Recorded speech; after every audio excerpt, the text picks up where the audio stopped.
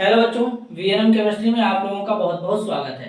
तो बेसिकली बच्चों, अब हम लोग क्या करेंगे, अपना जो 11th क्लास का जो चैप्टर है some basic concept of chemistry, जिसे रसायन की मूलभूत अवधारणाएं कहते हैं या इसी को नॉर्मल भाषा में मूल कॉन्सेप्ट कहते हैं। अब हम लोग क्या करेंगे, इसके ऊपर डिस्कस करेंगे, एक एक चैप्टर को आराम आराम से कंप्लीट करेंगे, क्योंकि 11th का अब तक कोई भी चैप्टर मैंने यूट्यूब पे नहीं पढ़ा रखा है, तो इसलिए अब इसको भी डिस्कस करेंगे। तो चलिए अपना ये चैप्टर स्टार्ट करते हैं। चैप्टर है आपके 11th में तो आएगा ही आएगा काम, इसके अलावा आपके नीट में भी ये काम आ जाएगा। तो अब कैसे इसको डिस्कस करेंगे, आराम आराम से समझेंगे। देखिए, ये चैप्टर मैं स्टार्ट करने वाला हूं एक वर्ड से, जरा ध्यान दीजिएगा वो वर्ड क्या है और उसके से डिस्कस करेंगे। सबसे पहले यहां पे हम लोग बात करेंगे यूनिवर्स के बारे में, इसके बारे में डिस्कस करेंगे। जो यूनिवर्स होता है अपना, वो दो चीज से मिलकर बना होता है। एक हमारा क्या होता है, मैटर, और दूसरा हमारा होता है एनर्जी। अगर हम इन दोनों चीजों को मिला दें तो ये हमारा बनेगा यूनिवर्स। और हम लोग जो लैंग्वेज रखेंगे इन इंग्लिश रखेंगे, ना इंग्लिश होगा ना हिंदी होगा, दोनों मिक्स करके पढ़ेंगे, मजा भी आएगा, समझ में भी आएगा। तो यूनिवर्स की अगर बात करें तो यहाँ पर ध्यान देने वाली बात है कि इसमें एक मैटर होगा, दूसरा एनर्जी होगा। ये दो चीजों से मिलकर के हमारा यूनिवर्स जो होता है वो बना होता है। तो अब हम लोग का जो मामला स्टार्ट होगा वो स्टार्ट होगा मैटर से। किससे स्टार्ट होगा, मैटर से। अच्छा, मैटर के अलावा इसको हम लोग सब्सटेंस भी कह सकते हैं। क्या कह सकते हैं, सब्सटेंस भी कह सकते हैं। इसको समझेंगे किस तरीके से, जरा ध्यान से समझेंगे। देखो, अब आखिरकार हमको डिफाइन करना है कि मैटर क्या होता है। मैटर क्या होता है, तो देखो मैटर क्या होता है, जरा समझो। मैटर जो होता है, पहली बात कि हमारा जो यूनिवर्स होता है इसमें कोई भी एनीथिंग, मतलब कुछ भी जो हो, जिसके पास क्या हो, मास हो, जो स्पेस ऑक्युपाई करता हो, ठीक है, जिसे हम फील कर सकते हैं, ये सारा प्रॉपर्टी जिसके अंदर होगा वो हमारा मैटर होगा। जैसे मतलब क्या करेगा, स्पेस को ऑक्युपाई करेगा।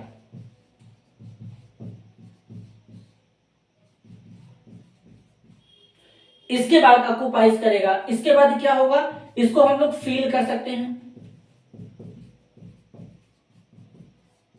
दूसरा बात, इसके बाद इसमें क्या होगा, मास होगा। इसको भी ध्यान देना है कि इसमें क्या होगा, मास होगा।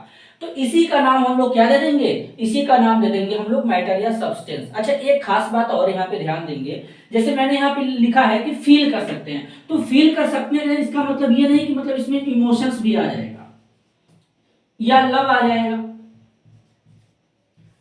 थिंकिंग आ जाएगा, ठीक है, ये जो गुस्सा वगैरह हम लोग होते हैं ये सब मतलब ये आ जाएगा। तो मतलब ऐसा नहीं कि अब ये हमारा जो होता है ये हमारा मैटर के कैटेगरी में आता है। अगर हम ये सोचें कि इमोशंस, लव, ये सब हमारे मैटर में आते हैं, तो बिल्कुल बच्चों ऐसा होता नहीं है, ये हमारे मैटर में नहीं आते हैं। कैसे, अब मैंने फील करता वो लिख दिया, तो फील का मतलब समझो मैं क्या करें। जैसे मान लो हमको हवा लगता है, तो हवा लगता है, तो हवा क्या होता है, गैस का मिक्सचर होता है। क्या होता है, गैस का मिक्सचर होता है। तो जब हवा गैस का मिक्सचर होता है तो मैं उस टाइप के फील की बात कर रहा हूं। तो यहाँ पर इनको हम लोग मैटर कंसीडर नहीं करेंगे, ये ध्यान देने वाली बात है। तो मेरे हिसाब से मैटर आपको क्लियर हो गया होगा कि मैटर होता क्या है। हमारे यूनिवर्स में जो भी होता है, मतलब एनीथिंग जो स्पेस ऑक्युपाई करेगा, स्पेस ऑक्युपाई करने के बाद उसमें मास होगा, ये सारा जो प्रॉपर्टी रखेगा वो हमारा क्या होता है, मैटर होता है। और हमारा जो यूनिवर्स होता है वो दो चीज से मिलकर के बना होता है। एक हमारा होता है मैटर, दूसरा होता है एनर्जी। आगे चलते हैं, अब यहाँ पे आगे डिस्कस करते हैं। अब ये हमारा मैटर है। मैटर हालांकि उतना बड़ी बात नहीं है, ये तो नॉर्मल सा वर्ड था जो हम लोग समझ लिए हैं। अब आगे थोड़ा चलते हैं मैटर के आगे। अब देखो क्या डिस्कस करने वाले हैं। यहाँ पे ये हो गया मैटर। मैटर को हम लोग पहचानना सीख लिए।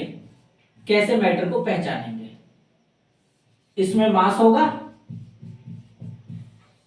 और ये स्पेस लेगा, मतलब ऑक्युपाई करेगा या लेगा, रखेगा, जो भी, इसको ध्यान देना है। तो ये तो अपना मैटर हो गया। अब आगे चलते हैं, जरा थोड़ा सा आगे बढ़ेंगे कि मैटर को किस किस तरीके से समझ सकते हैं। अब देखो नेचर के बारे में जरा डिस्कस करते हैं, नेचर ऑफ मैटर। मैटर का नेचर क्या होता है इसके बारे में समझेंगे। तो अगर हम मैटर के नेचर की बात करें तो नेचर कैसा होता होगा, हालांकि मतलब नेचर का मतलब कि मैटर कैसा दिखता होगा, अगर दिखता होगा तो किस कलर में दिखता होगा, उसका प्रॉपर्टी कैसा होगा, इस तरीके का। तो देखिए अगर हम मैटर की नेचर की बात करें तो मैटर जो होता है स्मॉल टीनी पार्टिकल होता है। अब ये कि स्मॉल टीनी पार्टिकल के अलावा लार्ज भी हमारे होते हैं, लार्ज साइज के मैटर हमारे होते हैं।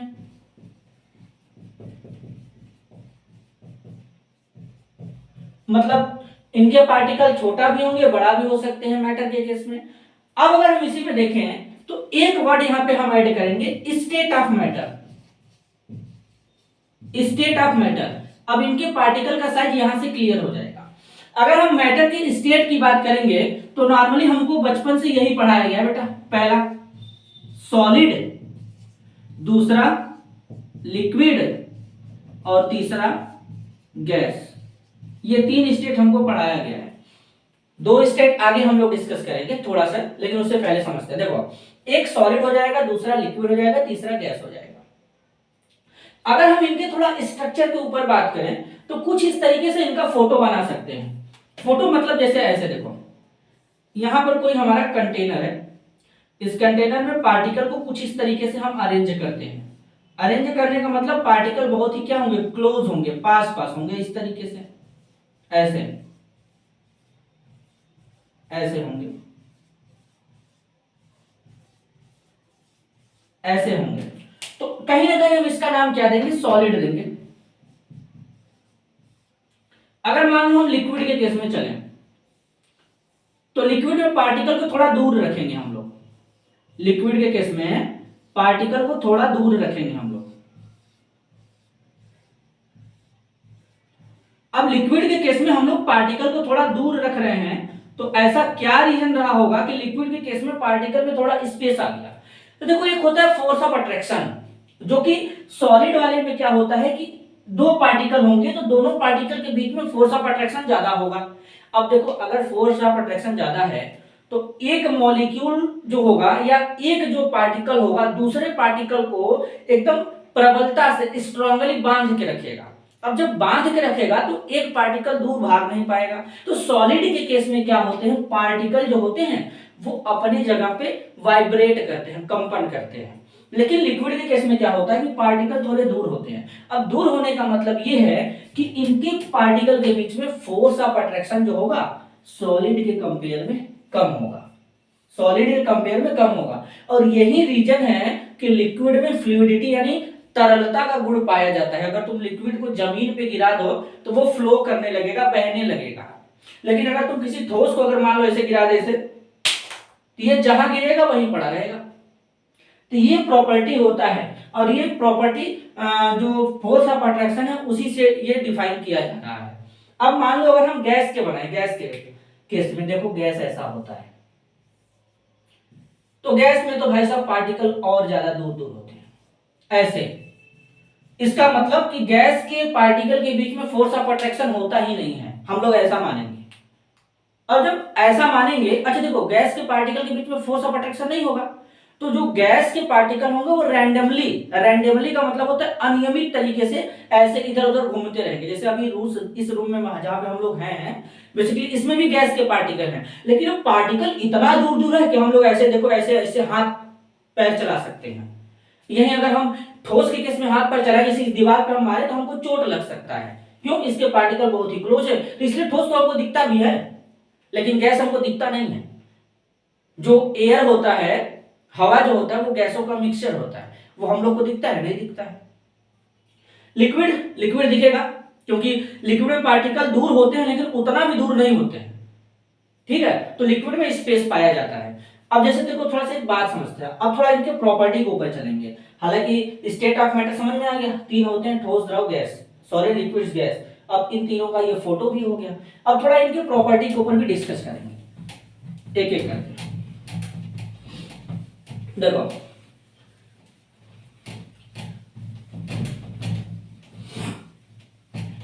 यहीं पे इनके थोड़े प्रॉपर्टी को भी डिस्कस करते हैं। कि इसका प्रॉपर्टी कैसे डिस्कस कर सकते हैं हम। यहां पर ध्यान देना, देखो यहां पे लिखेंगे सॉलिड, यहां पर लिखेंगे लिक्विड और यहां पे लिखेंगे गैस, ये लिखेंगे। अब यहां पे सबसे पहले बात करेंगे इनमें क्या क्या फिक्स होता है, क्या क्या फिक्स नहीं करेंगे। तो जो सॉलिड होता है इसका मास जो होता है फिक्स्ड होता है, ठीक है। सॉलिड जो होता है इसका मास जो होता है वो फिक्स होता है, सॉलिड का मास फिक्स होता है। हालांकि लिक्विड का भी मास हम लोग फिक्स कर सकते हैं, लिक्विड का भी मास हम लोग फिक्स कर सकते हैं, गैस का भी हम लोग फिक्स कर सकते हैं। कैसे जरा समझाता हूं। जैसे मान लो मेरे को 4 किलो गैस चाहिए, तो 4 किलो गैस लेंगे। हाँ, लेकिन उस टाइम के बाद जैसे यहाँ पे होता क्या है कि अगर गैस को थोड़ा सा भी मिला, कहीं से अगर निकलने का गुण मिला, जैसे मान लो सिलेंडर में हम लोग भरते हैं, मान लो हमारे पास सिलेंडर है, उसमें हम 5 केजी गैस भर दे रहे हैं, तो अब 5 केजी गैस उसमें अगर 5 किलो भरा जाएगा तो उसी में पड़ा रहेगा। लेकिन जब उसको तुम बाहर निकाल दोगे ना, तो बाहर निकालने के बाद वो पूरी तरीके से फैल जाएगा। जब फैल जाएगा तब उसका फिक्स नहीं रहेगा, ये पहले ही बता दे रहा हूं। अब लिक्विड है, लिक्विड मतलब जिसमें भर दिए बर्तन में, कि मान लो 2 लीटर पानी भर दिए, तो वो 2 लीटर पानी वहीं पे पड़ा रहेगा। लेकिन जब उसको कहीं गिरा वगैरह दोगे तो उसका तो चेंज हो जाएगा। लेकिन सॉलिड के केस में ऐसा नहीं होता है, सॉलिड के केस में ऐसा नहीं होता है ऐसा, ये हमको ध्यान देना है। ये ऐसा प्रॉपर्टी है जिसके ऊपर मैक्सिमम लोग चर्चा नहीं करते, इसलिए मैंने इसको बताया, तो इसको ध्यान देना है। आगे चलो, इसमें तुमको ध्यान क्या देने वाली बात है, जैसे देखो वॉल्यूम, पहले ये देखो, ये जबरदस्त प्रॉपर्टी है। वॉल्यूम मतलब समझते होगे, आयतन हिंदी में कहते हैं इसको। सॉलिड का वॉल्यूम जो होता है वो फिक्स्ड होता है, ठीक है। लिक्विड का जो वॉल्यूम होता है वो क्या होता है, फिक्स होता है कि नहीं होता है, कमेंट में तुम लोग बताना। मैं तो हालांकि यहां पे बता ही दे रहा हूं कि फिक्स होता है कि नहीं होता है। देखो सॉलिड का वॉल्यूम फिक्स होगा, क्लियर है। आगे देखो, पहले एक बार चेक करो, तो देखो सॉलिड का तो फिक्स है, तो जो लिक्विड है इसका भी वॉल्यूम क्या होगा, फिक्स्ड होगा। लेकिन गैस का फिक्स नहीं होता है, गैस का वॉल्यूम फिक्स नहीं होता है।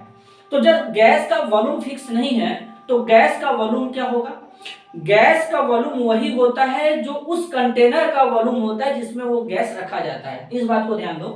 अगर मान लो मैंने बोला कि गैस का वॉल्यूम क्या होगा, तो नोट में हम बात लिखेंगे, किसी गैस का वॉल्यूम वही होता है जो उस कंटेनर का वॉल्यूम होता है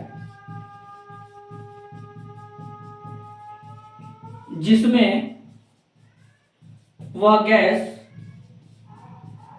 रखी जाती है। इस बात को ध्यान देंगे। आगे देखो, अब जरा शेप के बारे में बात करते हैं। तो सॉलिड का शेप फिक्स होता है, लिक्विड का जो शेप होगा वो फिक्स नहीं होगा, गैस का भी फिक्स नहीं होता है। तो देखो लिक्विड का शेप क्या होगा, लिक्विड का शेप वही होगा जो उस कंटेनर का होगा जिसमें वो लिक्विड रखा जाता है। इसको भी नोट करेंगे हम, किसी लिक्विड का शेप वही होता है जो उस कंटेनर का होता है।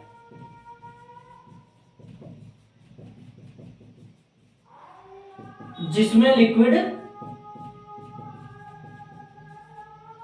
रखा जाता है, समझे। अब देखो एक बात मैं तुमको बताता हूं कि जैसे अब लिक्विड हमारे पास है, मानो 2 लीटर लिक्विड है। अब 2 लीटर लिक्विड को हम क्या करेंगे, अलग अलग बर्तन में रखते हैं, तो वो अलग अलग बर्तन का आकार ले लेगा, लेकिन उसके अमाउंट में कमी नहीं आएगा। लेकिन अगर तुम गैस के केस में ऐसा करते, 4 किलो गैस लिए, उसको अलग अलग कंटेनर में पलट रहे हो, तो गैस के पार्टिकल बहुत ज्यादा फास्ट मूव करते हैं, रैंडमली मोशन करते हैं, अनियमित गति करते हैं, तो बहुत तेजी से भागने लगते हैं भाई साहब, गायब हो जाएंगे, उड़ जाएंगे। तो उस केस में क्या होता है कि हम लोग जितना लेते हैं उतना बचता नहीं है। तो इसलिए गैस का जो वॉल्यूम और शेप दोनों फिक्स नहीं होता है। लिक्विड के केस में क्या होगा, वॉल्यूम तो फिक्स होगा लेकिन शेप फिक्स नहीं होगा, तो जिस कंटेनर में भरेंगे उसी का वो शेप ले लेगा, लेकिन सॉलिड के केस में दोनों फिक्स होता है। तो इस चीज को ध्यान देना है यहाँ पे। तो सबसे बड़ा रीजन ये दोनों है और इन्हीं दोनों फैक्टर को हमको याद रखना है। अब देखो एक बात मैं तुम लोगों को समझाने जा रहा हूं, उस बात को थोड़ा ध्यान से समझना, उस बात को थोड़ा ध्यान से समझना। अब मान लो थोड़ा सा हम प्रॉब्लम डिस्कस कर लेते हैं यहीं पे। देखो यहां पे थोड़ा हम लोग एक प्रॉब्लम डिस्कस करते हैं।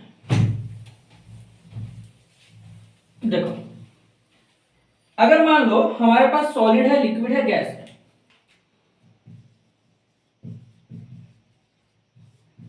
सॉलिड, लिक्विड, गैस को डेंसिटी के इंक्रीजिंग ऑर्डर में लगाइए। ये मान लो क्वेश्चन है। तो सबसे ज्यादा डेंसिटी किसका होगा? तो देखो ध्यान से समझो, जिसके पार्टिकल ज्यादा दूर होंगे, मतलब उनके मॉलिक्यूल, उनके पार्टिकल के बीच में फोर्स ऑफ अट्रैक्शन कम होगा, उनका डेंसिटी क्या होगा? कम होगा। तो सबसे ज्यादा डेंसिटी जो होता है बेटा वो किसका होगा? सॉलिड का होगा। इससे कम डेंसिटी किसका होगा? लिक्विड का होगा। और इससे कम डेंसिटी किसका होगा? गैस का होगा। ये इनके डेंसिटी का सीक्वेंस बन जाएगा। ठीक है, ये डेंसिटी का सीक्वेंस है। डेंसिटी मतलब डी हो गया। अगर तुम फ्लूइडिटी की बात करते, फ्लूइडिटी की बात करते मतलब तरलता का बात करते कि कौन ज्यादा तेजी से फ्लो करेगा, भागेगा, तो इस केस में हमारा जो आ जाएगा, गैस आ जाएगा नंबर 1 पे, गैस आ जाएगा नंबर 1 पे।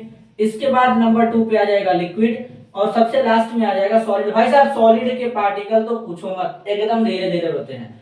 अगर डिफ्यूजन की बात करेंगे, यहीं पे डिफ्यूजन की भी बात कर लेते हैं। डिफ्यूजन का मतलब होता है फैलना, कौन ज्यादा तेजी से फैलेगा। तो अगर हम फैलने की बात करें तो सबसे ज्यादा तेजी से कौन फैलेगा? हमारा गैस फैलेगा, क्योंकि गैस के पार्टिकल दूर दूर होते हैं। इससे कम हमारा कौन होगा? लिक्विड होगा। अब इसके बाद हमारा कौन आ जाएगा? सॉलिड आ जाएगा। तो इन सब बातों को ध्यान देना है। देखो यहाँ पर ये सब बात भी हमको पता चल गया, इधर डेंसिटी है, फ्लूइडिटी है और ये डिफ्यूजन का बात चल रहा था। तो इसको हम लोग ध्यान देंगे। इसका स्क्रीनशॉट ले लो, एक बार मैं देख लूं पूरी तरीके से वीडियो ठीक तरीके से चल रहा है कि नहीं। वीडियो एकदम अच्छे तरीके से चल रहा है, तो इनको भी अपने कॉपी में नोट करते चलना। तो ये सब नोट्स ऐड रहेगा तो काम देगा। अब देखो ये तो क्लियर हो गया। अब थोड़ा यहां पे कुछ और ऐड करते हैं।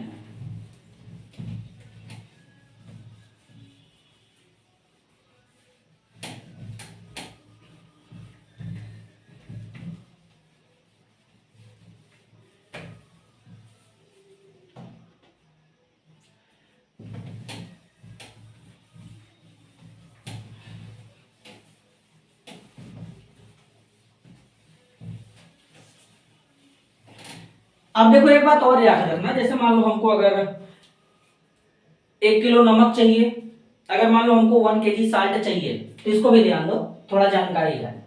अगर 1 kg साल्ट चाहिए तो भाई साहब साल्ट तो सॉलिड में होता है, तो सॉलिड है तो इसका मास हम लोग फिक्स कर लेंगे। अपना जो वेइंग मशीन होता है, तौलने वाला जो कांटा होता है, उस पे 1 किलो सॉलिड रखेंगे, आसानी से क्या कर सकते हैं? ले सकते हैं। अगर मान लो हमको 1 लीटर मिल्क चाहिए, तो उस केस में क्या होता है? 1 लीटर का एक बर्तन आता है, उसी से नाप करके भर लेंगे आसानी से। लेकिन अगर हमको 4 kg या 5 kg मान लो हमको गैस चाहिए, तो गैस के केस में मास को कैसे करेंगे? जैसे मैंने अभी कुछ समय पहले बताया था कि गैस का मास फिक्स कर सकते हैं। कैसे फिक्स होगा? देखो इस केस में हमको क्या करना पड़ेगा, गैस को किसी बंद बर्तन में तौलना पड़ेगा। पहले ये ध्यान दो, क्लोज्ड वेसल्स होना चाहिए। क्लोज्ड अगर हमारे पास वेसल्स है तो इस केस में हम लोग गैस का मास फिक्स कर सकते हैं। ठीक है, तो आसानी से हम लोग 4 kg 5 kg गैस फिक्स कर सकते हैं, चाहे जितना भी आपको चाहिए अपने आवश्यकता के अनुसार। लेकिन अब तुम्हारा जो ओपन वेसल्स है तो उस केस में तुम्हारा मास फिक्स नहीं रहेगा। तो इसको ध्यान देना, जो मैंने शुरू में बात बताया था मास के ऊपर कि किसका मास फिक्स होता है किसका नहीं होता है, यह बहुत बड़ा कंफ्यूजन होता है, तो इसको ध्यान देने की जरूरत है। हालांकि आगे चलते हैं, पहले एक बात और है, स्पेशली हम लोगों को यह भी पढ़ाया जाता है कि स्टेट ऑफ मैटर में 3 होते हैं, सॉलिड, लिक्विड, गैस। लेकिन मैं तुम लोगों को कुछ और बताना चाहता हूं। देखो 2 बात और है। दो स्पेशली हम लोगों को नहीं बताया जाता, तो वो भी मैं बता देता हूं। तीन हो गया हमारा ना, सॉलिड लिक्विड गैस हो गया, तो यहां पे तीसरा है, चौथा है, ये होता है प्लाज्मा। और जो पांचवा है वो है बीईसी, इसको बोस आइंस्टाइन कंडेंसेट कहते हैं। तो हालांकि ये जो हमारे बनते हैं ये हाई टेम्परेचर और प्रेशर पे बनते हैं। तुमको इसमें क्या याद रखना है, एक खास बात याद रखना है प्लाज्मा के बारे में, प्लाज्मा के बारे में, कि जो प्लाज्मा होता है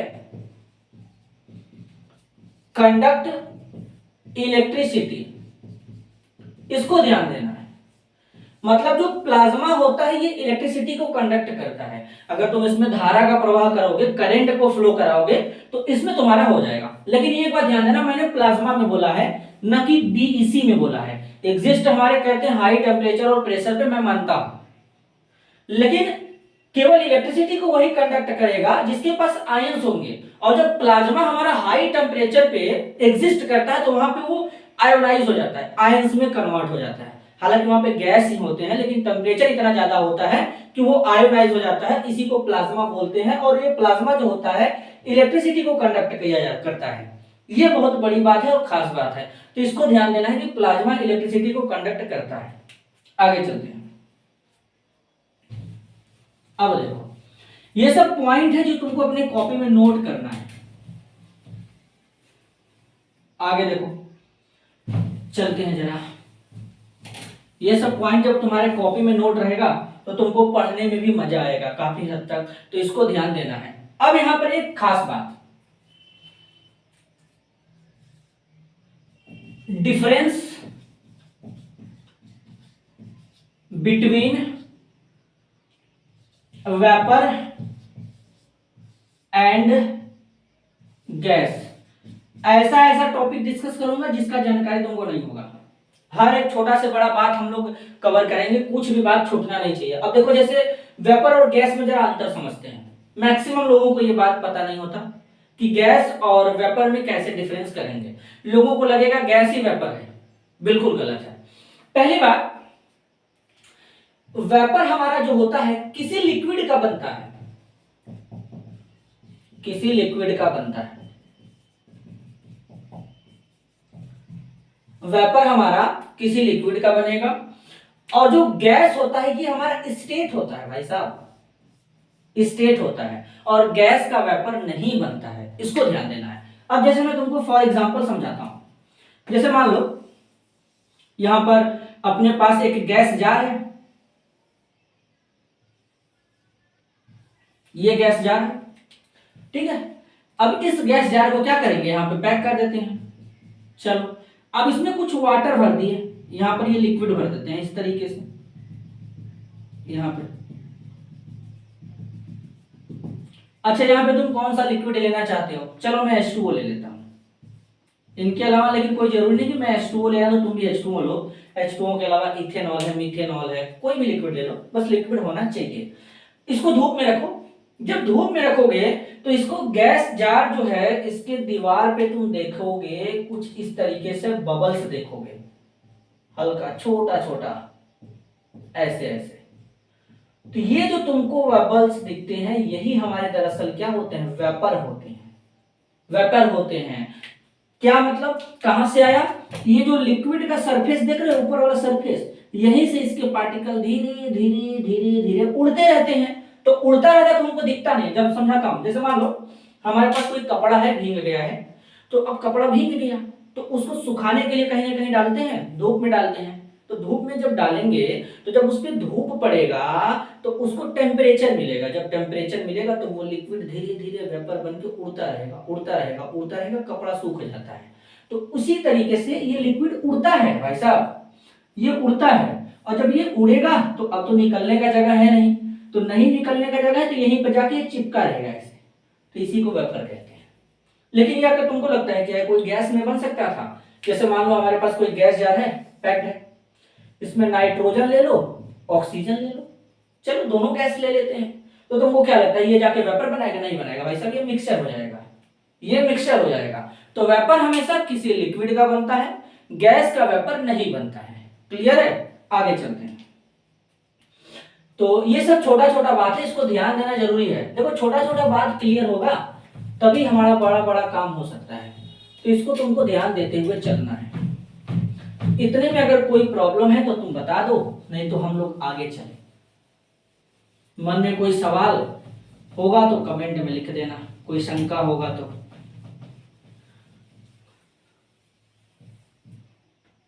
तो इस तरीके से चीजों को डिस्कस करते हैं।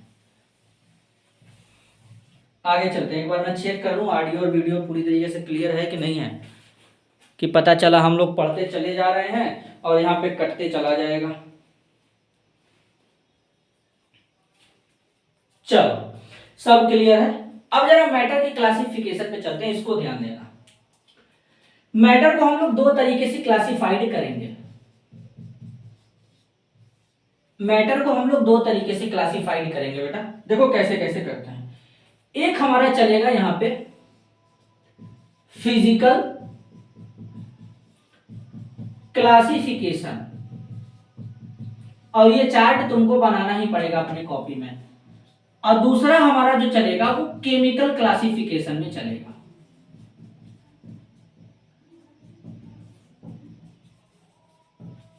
देखो एक हम लोग इसको फिजिकली बांट सकते हैं, दूसरा इसको हम लोग केमिकली बांट सकते हैं। अब फिजिकली कैसे बांट सकते हैं ये ध्यान दो। फिजिकली हम लोग इसको ऐसे बांट सकते हैं, सॉलिड, लिक्विड, गैस, तीन तरीके से। फिजिकली जब हम लोग इसको डिवाइड करेंगे, बांटेंगे, तो तीन तरीके से बांटेंगे। एक हमारा सॉलिड होगा, दूसरा हमारा लिक्विड होगा, और तीसरा हमारा क्या होगा, गैस होगा। क्या होगा, गैस होगा। लेकिन जब हम इसको केमिकली बांटेंगे तो केमिकली इस तरीके से बांटेंगे, इसमें एक हमारा चला जाएगा प्योर सब्सटेंस में और दूसरा हमारा चला जाएगा मिक्सचर में। अब मिक्सचर को दो पार्ट में डिवाइड कर देंगे, एक हो जाएगा होमोजीनियस मिक्सचर और दूसरा हो जाएगा हेट्रोजीनियस मिक्सचर।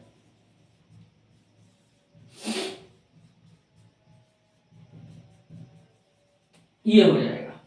प्योर सब्सटेंस में हमारा देखो क्या चलेगा, इसको ध्यान देना है। प्योर सब्सटेंस में हमारा चलेगा, एक हो जाएगा कंपाउंड, दूसरा हो जाएगा element.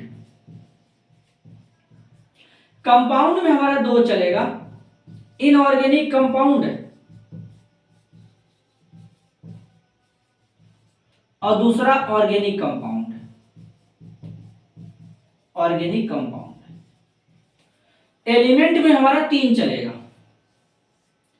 Metal, non metal, metalloid,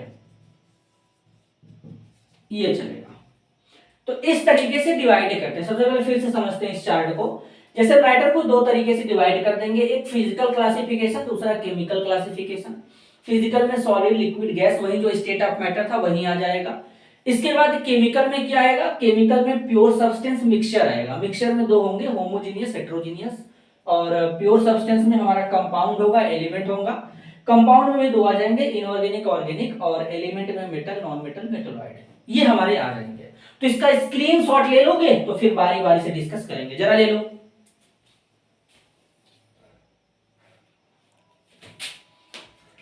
चलो उम्मीद है स्क्रीनशॉट ले लिए होगे। आगे चलते हैं, एक एक बात को डिस्कस करेंगे।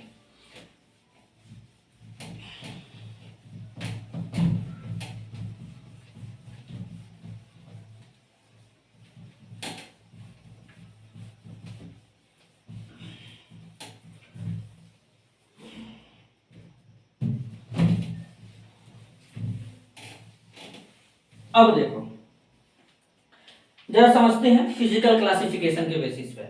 तो फिजिकल क्लासिफिकेशन के बेसिस पे तुम देख लिए कि जो हमारे तीन होते हैं, सॉलिड, लिक्विड, गैस। अभी अभी हम लोग उसके बारे में समझ भी लिए हैं कि सॉलिड क्या होता है, जिसका शेप और वॉल्यूम क्या होता है, फिक्स होता है। लिक्विड के केस में क्या होगा, वॉल्यूम फिक्स होगा लेकिन शेप फिक्स नहीं होगा। गैस में दोनों फिक्स नहीं होते हैं। हाँ, लेकिन इनका एक प्रॉपर्टी हम लोग ऐसे समझ सकते हैं, जरा देखना, इंटर कन्वर्जन।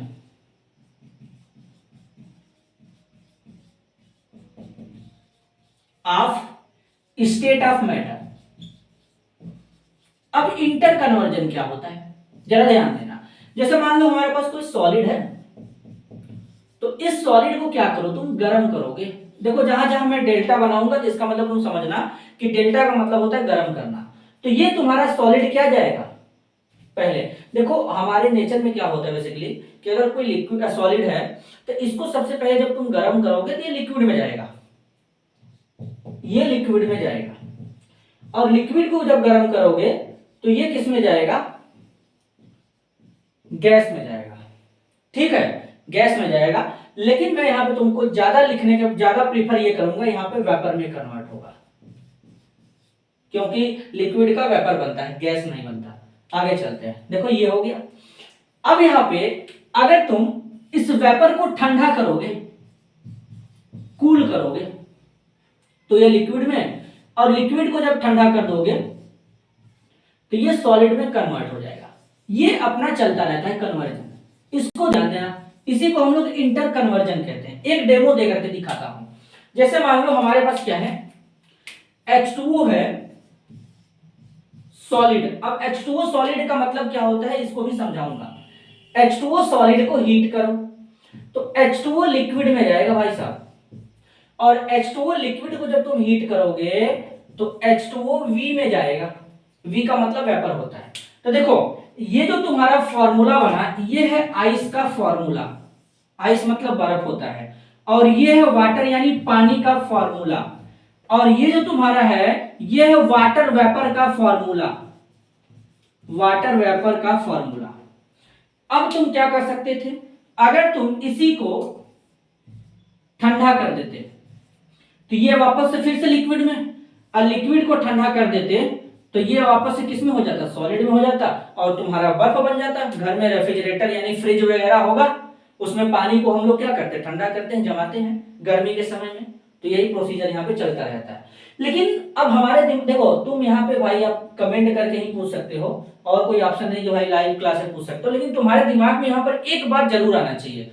मतलब ऐसा कभी पॉसिबल है कि मतलब दुनिया में जब कोई सॉलिड होगा उसको हीट करेंगे तो वो हमेशा लिक्विड में ही कन्वर्ट हो, ऐसा मतलब क्या हो सकता है, ऐसा पॉसिबल है कि भाई साहब कभी लिक्विड में कन्वर्ट भी ना हो, कभी ऐसा सिचुएशन आ जाए कि सॉलिड डायरेक्ट वेपर में कन्वर्ट हो जाए।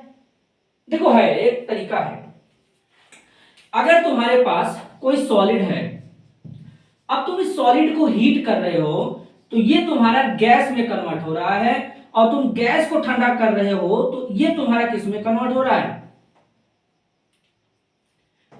सॉलिड में कन्वर्ट हो रहा है। अब मैंने यहाँ पे गैस लिख दिया, वेपर नहीं लिखा, क्यों, वेपर लिक्विड का बनता है, सॉलिड का नहीं बनता, ये ध्यान देना। तो इस प्रोसेस का नाम क्या रहेगा सर, ये भी बता दो। देखो इस प्रोसेस का नाम होता है सब्लिमेशन, इस प्रोसेस का नाम होता है सब्लिमेशन। क्या होता है, सब्लिमेशन। सब्लिमेशन को हिंदी में ऊर्ध्वपातन कहते हैं। ऊर्ध्वपातन मतलब जब कोई सॉलिड हमारा हीट करने पर, गर्म करने पर गैस में कन्वर्ट हो जाए, या गैस को ठंडा करने पर सॉलिड में कन्वर्ट हो जाए, तो उस प्रोसेस को सब्लिमेशन कहते हैं। और जो इस प्रोसेस को शो करता है उसे सब्लिमेटिंग सब्सटेंस कहते हैं। जैसे हमारा NH4Cl होता है, अमोनियम क्लोराइड, कैम्फर होता है, कपूर जिसको कहते हैं, C10H16O। इसके अलावा जो हमारा होता है कैम्फर के अलावा आयोडीन होता है, आयोडीन में I2 होता है। इसके अलावा हमारा नैप्थलीन बाल होता है, ठीक है, C10H8 नैप्थलीन, C10H8। इसके अलावा हमारा बेंजोइक एसिड होता है, बेंजोइक एसिड C6H5COOH। तो ये सब सारे हमारे क्या होते हैं, सब्लिमेशन शो करते हैं। एक बार मैं देख लूं दिख रहा है कि बस खाली मैं लिख ही रहा हूं यहाँ पे तुम लोगों को,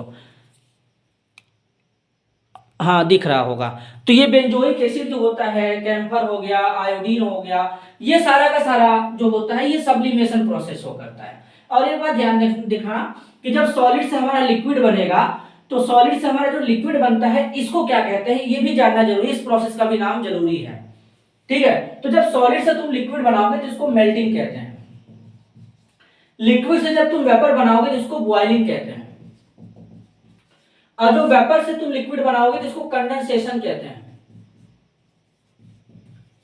और जब लिक्विड से तुम सॉलिड बनाओगे, लिक्विड से सॉलिड बनाओगे, तो इसको क्या कहते हैं ये तुम लोग कमेंट में लिखना। पता है? नहीं पता है? चलो मैं ही बता देता हूं। जब तुम्हारा लिक्विड सॉलिड में कन्वर्ट होता है, जिसको फ्रीजिंग कहते हैं भाई साहब। फ्रीजिंग मतलब होता है जमना। कहते हैं ना मैं जम गया, तो जमने का मतलब क्या? फ्रीज हो गया। ठीक है, तो इस प्रोसेस को भी तुम ध्यान देना, क्योंकि ये बड़ा ही खास बात मैंने तुम लोगों को बताया है, जो अक्सर लोग नहीं बताते हैं। तो ये इसको ध्यान में रखना जरूरी है। और ये एग्जाम्पल तो जरूर, खास तौर पे बड़ा ही इंपॉर्टेंट एग्जाम्पल है भाई साहब। ले लो स्क्रीनशॉट, आगे चलते हैं। स्क्रीनशॉट ले लो, आगे चलते हैं। चलो, उम्मीद है स्क्रीनशॉट ले लिए होंगे। अब जरा चलते हैं केमिकल क्लासिफिकेशन के बेसिस पे। ठीक है, अब केमिकल क्लासिफिकेशन समझेंगे। तो केमिकल वाले में क्या आया था? पहले प्योर सब्सटेंस था, फिर मिक्सचर था। तो पहले हम लोग मिक्सचर को समझते हैं। चलो, तो पहले हम लोग समझेंगे मिक्सचर को। मिक्सचर, अब देखो मिक्सचर क्या होता है। छोटा छोटा बात है, ध्यान से समझना है। देखो, जब दो या दो से ज्यादा सब्सटेंस को किसी भी रेशियो में मिक्स कर दोगे,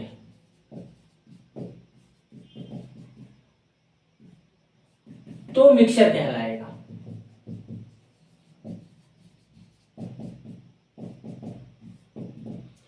अब जैसे दो तीन सब्सटेंस लेना है, उसको किसी भी रेशियो में मिक्स करना है तुमको, तो वो मिक्सचर बनेगा। अब कैसे? जरा मिक्सचर के कुछ एग्जांपल समझ लेते हैं। जैसे तुम्हारा मिल्क है, ठीक है, मिल्क के अलावा हमारा मिक्सचर कौन सा हो सकता है, इसको भी ध्यान देना है। तो मिल्क के अलावा कौन कौन सा हमारा मिक्सचर हो सकता है? साल्ट प्लस वाटर का मिक्सचर हो जाएगा, फिर साल्ट प्लस शुगर का मिक्सचर हो जाएगा। क्लियर है? इसके बाद तुम्हारा इथेनॉल हो जाएगा, इथेनॉल प्लस वाटर हो जाएगा। तो ये सब हमारे मिक्सचर हो जाएंगे। तो इसी तरीके से मिक्सचर हम लोग बनाते हैं। क्लियर है? आगे चलते हैं। अब मिक्सचर में भी हमारा दो आता है, एक होमोजीनियस, दूसरा हेट्रोजीनियस। जैसे मान लो, एक मिनट, हाँ देखो, अब जैसे मान लो हमको पहले मिक्सचर बनाना है, मान लो पहले, तो तुमको मिक्सचर बनाने के लिए अब ये नहीं है कि मतलब 1 लीटर वाटर लेना है, 1 किलो ऐसा कुछ नहीं है। तुम जो भी ले रहे हो मिला दो, बन जाएगा। जो तुम शरबत बनाते हो ना, शरबत सॉल्यूशन, शरबत बनाते हो शरबत, वो भी हमारा क्या होता है? मिक्सचर होता है। अब जरा तुमको होमोजीनियस मिक्सचर समझाता हूं, जो पहला वाला था, होमोजीनियस मिक्सचर। क्यों होमोजीनियस पे हम लोग चले? क्योंकि मिक्सचर तो पता हो चल गया कैसे बनता है। तो इसमें एक पहला होता है होमोजीनियस। सबसे पहले तुमको नाम का मतलब पता होना चाहिए। देखो नाम का मतलब, अगर तुम्हारे पास होमो आता है तो होमो का मतलब होता है इक्वल, और अगर जीनियस है तो जीनियस का मतलब होता है पार्ट।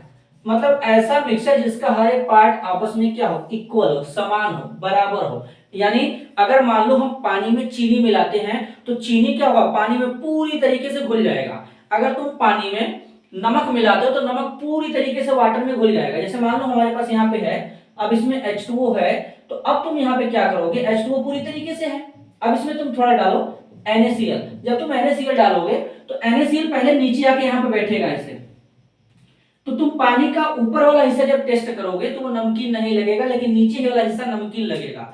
फिर अब तुम क्या करोगे? इसको जब चम्मच से ऐसे पूरा मिला दोगे तो नमक पूरी तरीके से पानी में बराबर मात्रा में फैल जाएगा, तो वो अब तुमको पूरा का पूरा पानी ही नमकीन लगेगा। तो ये होमोजीनियस का कंडीशन होता है, ये होमोजीनियस का कंडीशन होता है। आगे देखो, अगर तुम हेट्रोजीनियस वाले कंडीशन में जाना चाहते हो, अगर तुम हेट्रोजीनियस वाले कंडीशन में जाना चाहते हो, तो हेट्रोजीनियस वाले कंडीशन में क्या होगा? जरा ध्यान से सुनो। हेट्रो वाले में, हेट्रोजीनियस, तो हेट्रोजीनियस में क्या होगा? हेट्रो का मतलब होता है डिफरेंट। अगर तुमको नाम का मतलब पता चल गया तो तुम जिंदगी में कभी भूल नहीं सकते। और जीनियस का मतलब होता है पार्ट, मतलब जिसका हर एक पार्ट आपस में डिफरेंट होगा। जैसे तुम पानी लो, पानी में तुम क्या मिला दो, सैंड मिला दो, बालू, बालू का फॉर्मूला SiO2, इसको सिलिका भी कहते हैं, ध्यान देना। तो क्या तुमको लगता है कि बालू पानी में घुलेगा? बालू पानी में घुलेगा नहीं, मतलब हमारा जो सॉल्यूशन वो बनेगा वो हेट्रोजीनियस बनेगा, वो हेट्रोजीनियस बनेगा। तो इस तरीके से तुमको ध्यान देना है। अच्छा तुम वाटर में वो मिला दो, मिट्टी मिला दो, हेट्रोजीनियस बनेगा। वाटर में तुम वो मिला दो, क्या बोलते हैं उसको, ब्लड मिला दो, हेट्रोजीनियस बनेगा। तो इस तरीके से चीजों को ध्यान देना है कि कैसे कब हमारा हेट्रोजीनियस बनता है। लेकिन वाटर में साल्ट मिलाओ, साल्ट मिलाओ, नमक आओ, उसके बाद शुगर मिला दो, ग्लूकोज मिला दो, इसके बाद तुम वो मिला दो, क्या बोलते हैं उसको, लेमन मिला दो, तो ये सब केस में क्या हो जाएगा, होमोजीनियस बनेगा, होमोजीनियस बनेगा। अब देखो जो सबसे खास और इंपॉर्टेंट बात के ऊपर हम लोग डिस्कस करेंगे इसके बारे में। ये बात मैक्सिमम लोगों को पता नहीं होता है, तो इसको तुमको ध्यान देना है। यहां पर एक क्वेश्चन लगाते हैं, मिल्क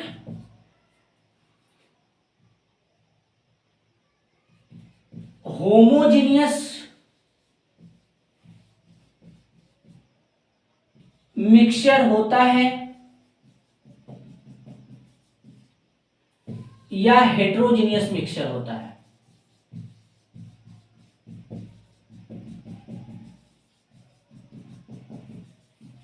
इस बात को प्रूव करना है, इन दोनों में से बताना है कि कौन सा मिक्सचर होता है मिल्क। ये बहुत जबरदस्त क्वेश्चन है और ये पूछ भी चुका है एक बार, कहां पूछा ये नहीं बताऊंगा, लेकिन पूछा जरूर है। ये बड़ा ही खूबसूरत सा क्वेश्चन है। देखो समझते हैं, जो मिल्क होता है, मिल्क हमारा हेट्रोजीनियस मिक्सचर होता है। अगर नहीं पता है तो कॉपी में 4-5 स्टार लगा के लिख लो, होमोजीनियस मिक्सचर, हेट्रोजीनियस होता है। कैसे प्रूव करता हूं, मिल्क में पहले क्या पाया जाता है, जरा मिल्क के कंपोनेंट के ऊपर बात करते हैं। सॉरी यार, यहां पे मिल्क लिखना चाहिए तो शुगर क्यों लिखा रहा है। इसमें तुम्हारा शुगर मिलेगा, शुगर के अलावा फैट मिलेगा, फैट मतलब वही मलाई, मलाई, ठीक है, और मलाई मतलब तुम्हारा वही ऑयल या घी मिल जाएगा, और इसमें तुमको वाटर मिल जाएगा, ठीक है। इसको क्रीम के अंदर लिख लेते हैं हम लोग, क्रीम भाई साहब। तो देखो ये सारा कंपोनेंट होता है मिल्क में। अब ये पता कैसे चलता है, जब मिल्क का हम लोग कर्ड वगैरह बनाते हैं, या फिर मिल्क को जब गर्म करोगे तो मलाई ऊपर आ जाता है, मलाई ऊपर आ जाता है। तो मिल्क जो होता है ये बेटा हेट्रोजीनियस होता है, शुगर, फैट, वाटर ये सब इसमें प्रेजेंट होते हैं। तो इसको ध्यान देना, शुगर भी होता है, वाटर भी होता है। अच्छा सर ये बता दो, जब शुगर की बात करो तो मिल्क में कौन सा शुगर पाया जाता है, मिल्क में कौन सा शुगर पाया जाता है? तो मिल्क में लैक्टोज शुगर पाया जाता है, इसको ध्यान देना है। मिल्क में कौन सा शुगर पाया जाता है? लैक्टोज शुगर पाया जाता है, इसको ध्यान देना। क्लियर है? स्क्रीनशॉट लो, आगे चलते हैं। एक बार चेक करूं वीडियो क्लियर है, बिल्कुल क्लियर है। चलो मिक्सचर क्लियर हो गया होगा, होमोजीनियस, हेट्रोजीनियस। तो इस तरीके से चीजों को पहचानते हैं, इसको ध्यान देना।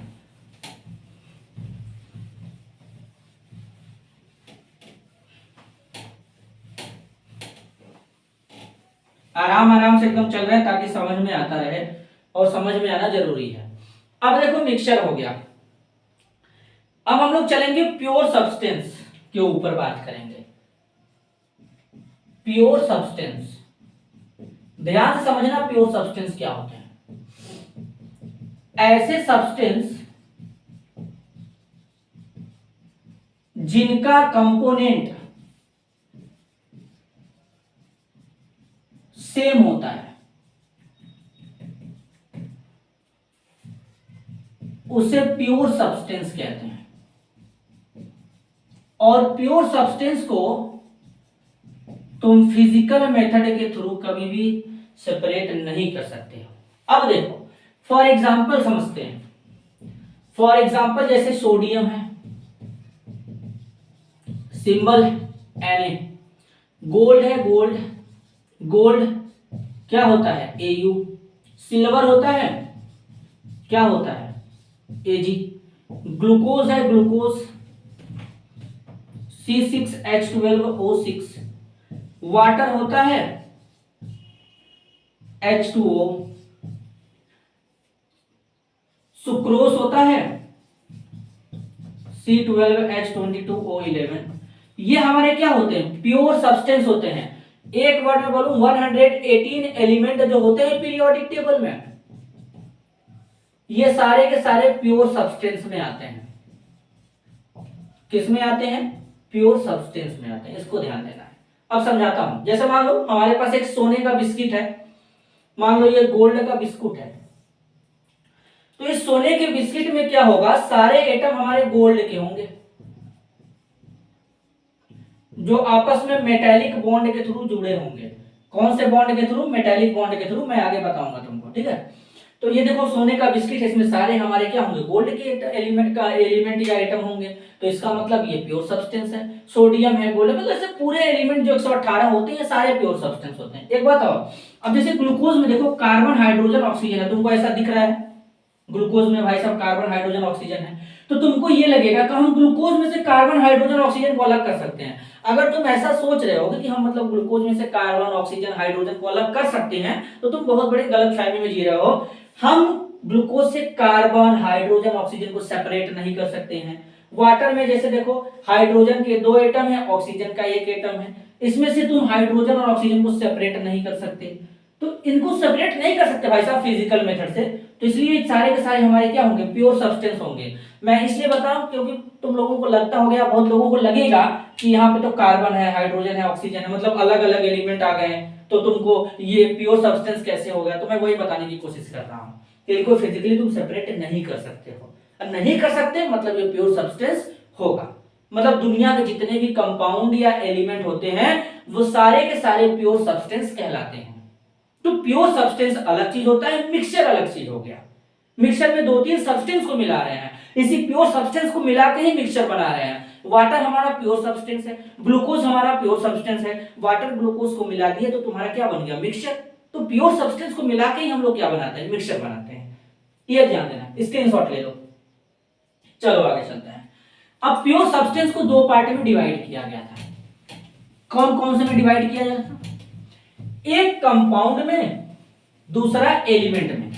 तो पहले कंपाउंड को डिस्कस करते हैं फिर एलिमेंट के ऊपर चलेंगे। पहले कंपाउंड को डिस्कस करेंगे उसके बाद एलिमेंट के ऊपर चलेंगे।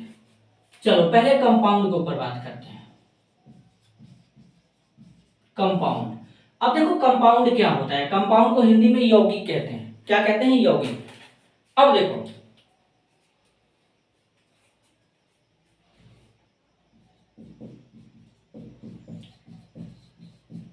ऐसे सब्सटेंस जो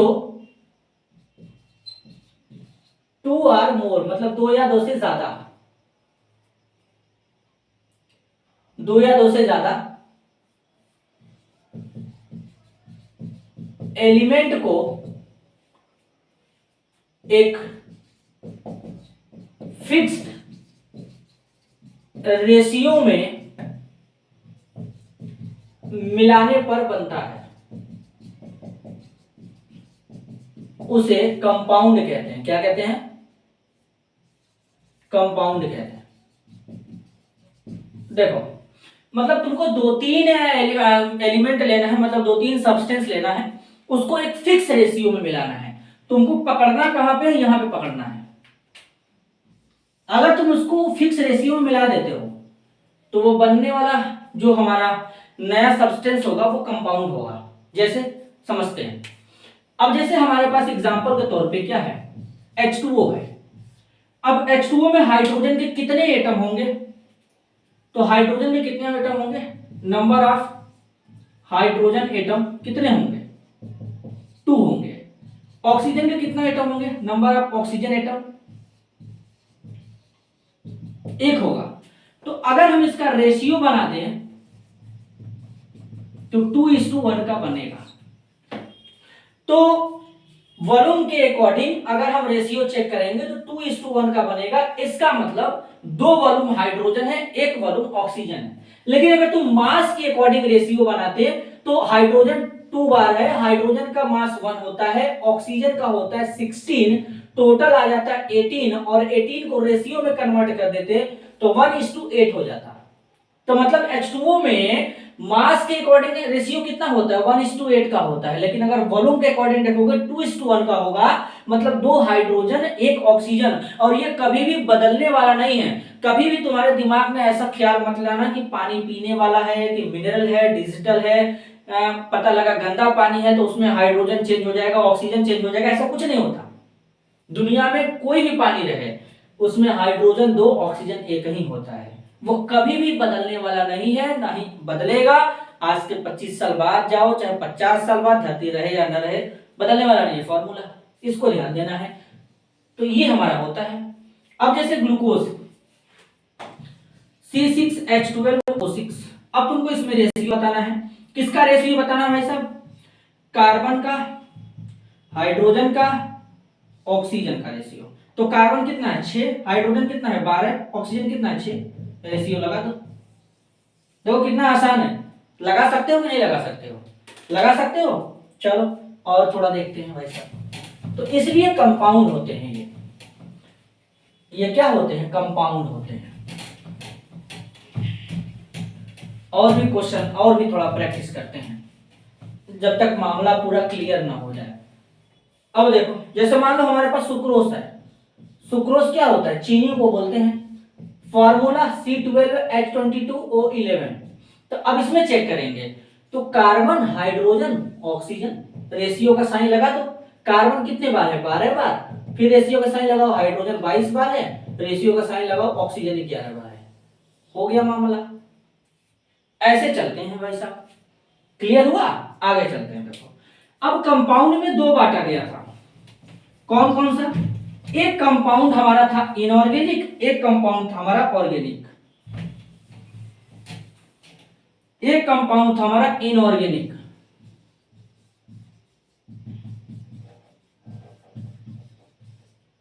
और दूसरा था ऑर्गेनिक। तो इनऑर्गेनिक के बारे में समझते हैं। इनऑर्गेनिक कंपाउंड जो होते हैं इनमें मिनरल एसिड वगैरह आते हैं, ठीक है। इनमें कार्बन के कंपाउंड नहीं प्रेजेंट होते हैं। तो जैसे हमारा इनऑर्गेनिक में क्या हो जाएगा? H2O, HCl, HNO3, H2CO3। अब मैंने बोला कार्बन के कंपाउंड नहीं पाया जाता, ऐसा मतलब नहीं कि इसमें कार्बन मिलेगा ही नहीं थोड़ा बहुत। दुनिया का ऐसा कोई कंपाउंड नहीं जिसमें कार्बन ना मिले थोड़ा बहुत। कार्बन सब में मिलता है। हम लोग के बॉडी में तो पूरा भरपूर कार्बन ही है, लेकिन हम लोग ऑर्गेनिक होते हैं। तो इसमें देखो ये सब इनऑर्गेनिक है। CO इनऑर्गेनिक है, सॉरी ये भी इनऑर्गेनिक है, H2CO3। और हमारा CO2 इनऑर्गेनिक है, C3O2 इनऑर्गेनिक है, सारे के सारे इनऑर्गेनिक है। क्लियर है?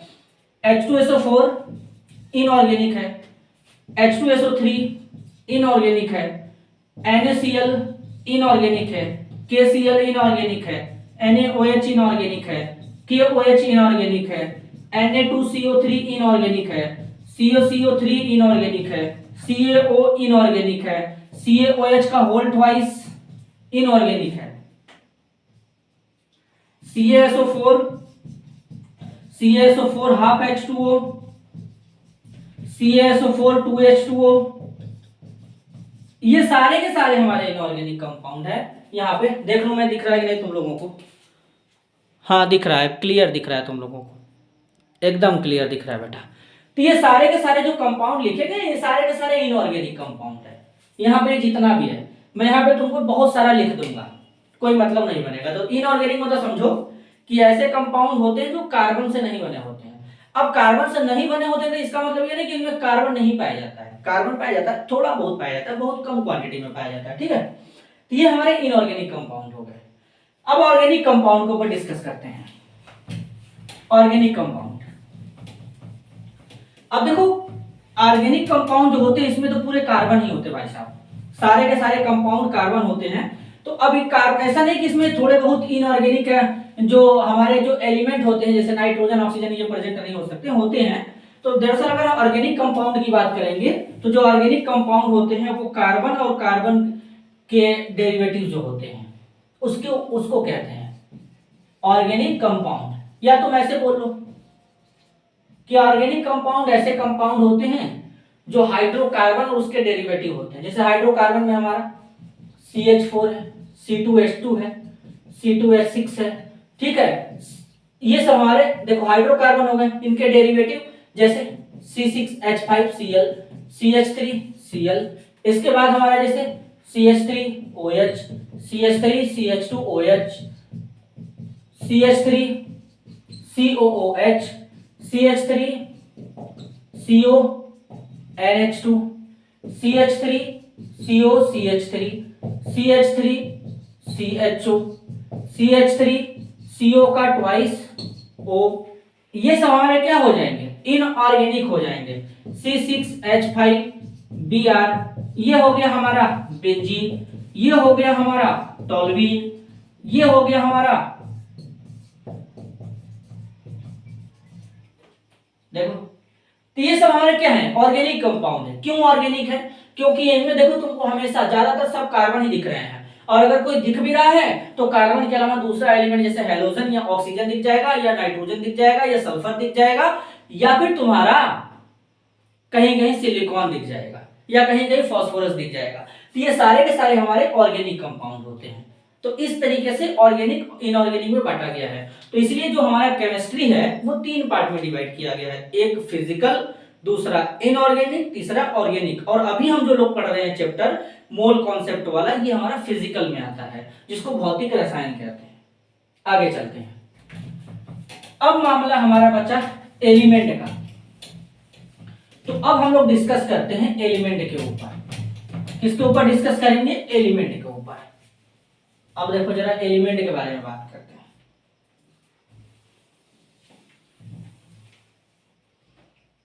ये देखो एलिमेंट। अब देखो एलिमेंट क्या होते हैं। एलिमेंट ऐसे होते हैं सब्सटेंस जो हमारे केवल एक ही पार्टिकल से मिलकर बने होते हैं। Only one kind of particle से जो मिलकर बने होते हैं वो एलिमेंट होते हैं। एलिमेंट को फिजिकल या केमिकल तरीके से तुम डिवाइड नहीं कर सकते, सेपरेट नहीं कर सकते हो। फॉर एग्जांपल हमारे पीरियोडिक टेबल में 118 एलिमेंट पाए जाते हैं, जिसमें से 92 एलिमेंट हमारे अर्थ क्रस्ट पे प्रेजेंट होते हैं, अर्थ क्रस्ट पर प्रेजेंट होते हैं। और इनके अलावा जो एलिमेंट बनाए जाते हैं वो मैन मेड होते हैं। अब एक बात और, नॉन मेटल के फॉर्म में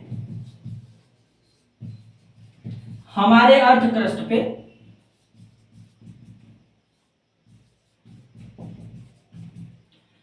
सबसे ज्यादा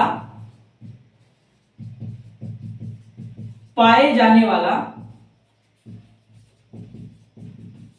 एलिमेंट ऑक्सीजन होता है। कौन होता है, ऑक्सीजन होता है। और अगर मेटल के फॉर्म में देखेंगे तो हमारे अर्थ क्रस्ट पे सबसे ज्यादा कौन पाया जाता है, एल्यूमिनियम पाया जाता है। इसको ध्यान देंगे।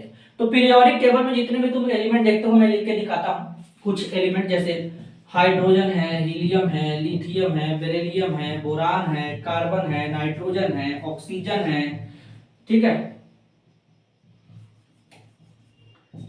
फ्लोरीन है, नियॉन है, सोडियम है, मैग्नीशियम है, एल्यूमिनियम है, सिलिकॉन है, फास्फोरस है, क्लोरीन है, आर्गन है, पोटेशियम है, कैल्शियम है, स्कैंडियम है, टाइटेनियम है, वैनाडियम है। इस तरीके से ये जो हमारे होते हैं तो तुमको दिख रहे हैं, ये सारे के सारे क्या है, एलिमेंट हमारे हैं।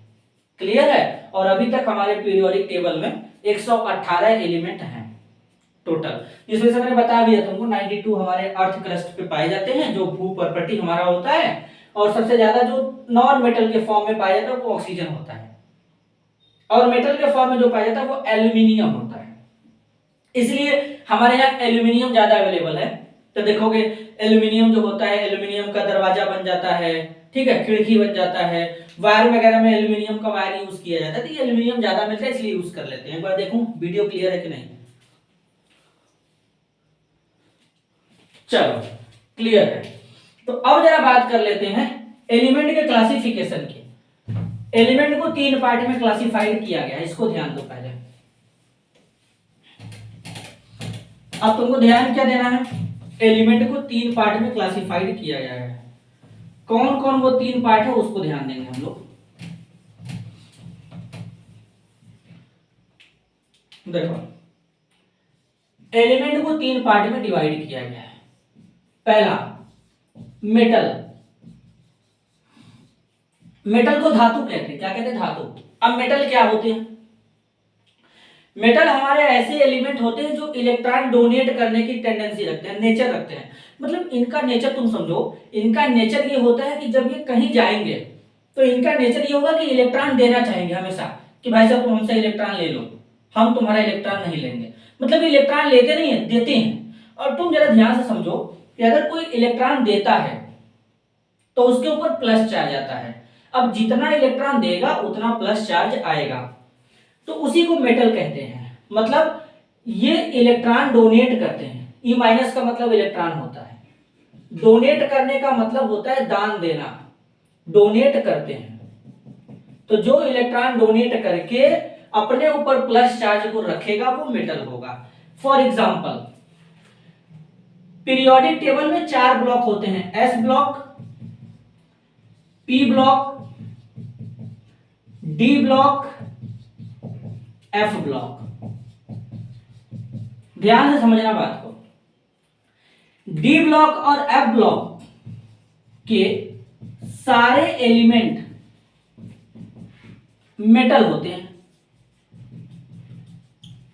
डी ब्लॉक और एफ ब्लॉक के सारे एलिमेंट मेटल होते हैं। पी ब्लॉक में मेटल, नॉन मेटल, एनएम का मतलब नॉन मेटल होता है, वह मेटलॉइड तीनों पाए जाते हैं। और एस ब्लॉक के भी क्या होते हैं?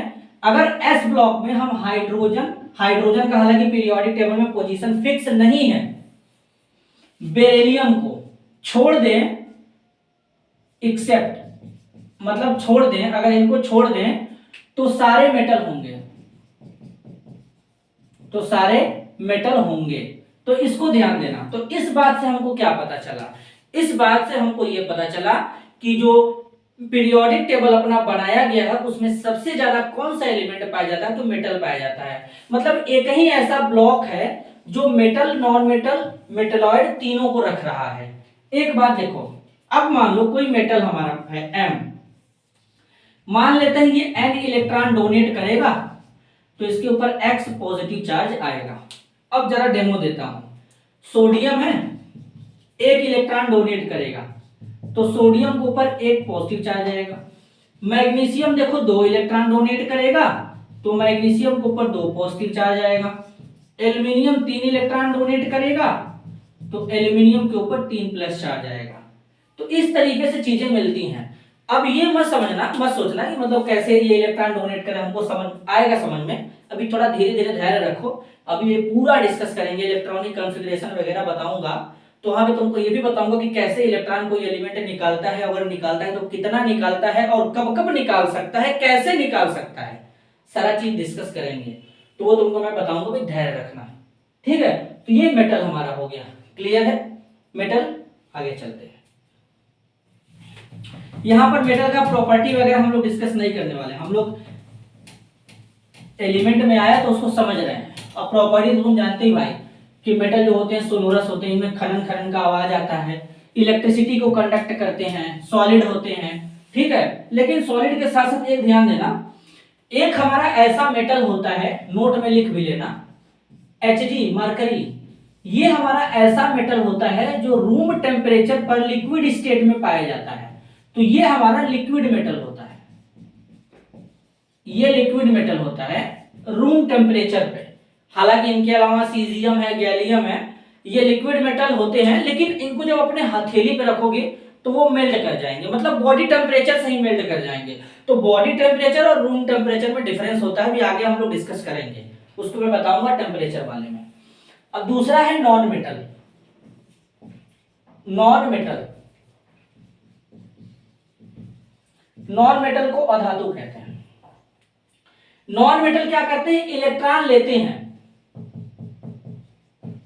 अब इलेक्ट्रॉन लेगा तो इसका मतलब माइनस चार्ज आएगा। अब जितना इलेक्ट्रॉन लेगा उतना माइनस आएगा। मान लो हमारा जैसे कोई एक एलिमेंट है ए, अब इसको तुम इलेक्ट्रॉन दे रहे हो तो इसके ऊपर मान लो हमारा कौन सा चार्ज आएगा, माइनस चार्ज आएगा। एक इलेक्ट्रॉन दिए एक माइनस आया, जैसे डेमो फ्लोरीन है, एक इलेक्ट्रॉन दे दो F माइनस बना लेगा। क्लोरीन है, एक इलेक्ट्रॉन दे दो Cl माइनस बना लेगा। ऑक्सीजन है, दो इलेक्ट्रॉन दे दो O माइनस 2 बना लेगा। सोडियम नाइट्रोजन है, तीन इलेक्ट्रॉन दे दो, नाइट्रोजन के ऊपर 3 माइनस चार्ज आ जाएगा। तो ऐसे नॉन मेटल होते हैं, और नॉन मेटल का जो प्रॉपर्टी होता है वो पूरा मेटल से उल्टा होता है। तो इसको ध्यान देना है मेटल और नॉन मेटल के बारे में। क्लियर है? आगे चलें। नेक्स्ट हमारा क्या होगा, मेटेलॉइड होगा। मेटेलॉइड क्या होते हैं इसको भी समझ लेते हैं। मेटेलॉइड क्या होता है इसको भी समझ लेते हैं।